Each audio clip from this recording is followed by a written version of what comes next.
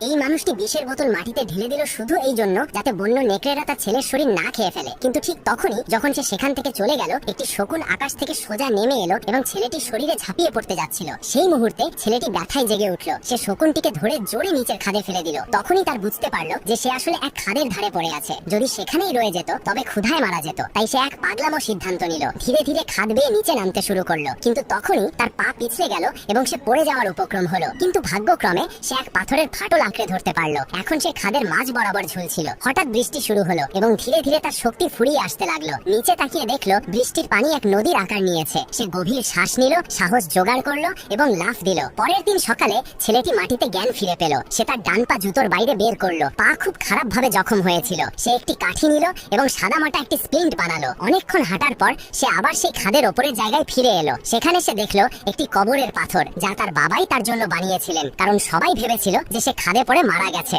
ঠিক তখনই সে দেখলো দূর থেকে নেকড়ের একটি দল তার দিকে দৌড়ে আসছে। সে একটি গাছে উঠতে চেষ্টা করলো, কিন্তু একটি নেকড়ে তার আহত পায়ে কামড় বসালো। ছেলেটি সঙ্গে সঙ্গে ছুরি বের করে নেকড়ের ওপর আঘাত করলো। কোনো রকমে প্রাণ বাঁচিয়ে গাছে উঠে গেল। কিন্তু নেকড়েরা নিচ থেকে যেতে রাজি ছিল না। সারা রাত হুক্কা হুয়া করে কাটালো। পরের দিন সকালে দলটা চলে গেল।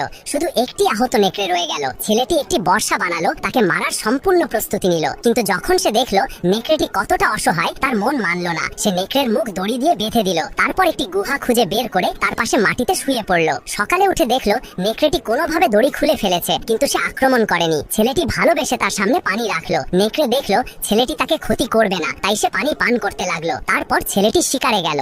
ভাগ্যক্রমে একটি খরগোশ ধরতে পারলো। পাথর ছুঁড়ে তাকে মেরে ফেললো এবং গুহায় ফিরে এসে কাঠি ঘষে আগুন জ্বালানোর চেষ্টা করলো। অনেক কষ্টের পর অবশেষে সে খরগোশ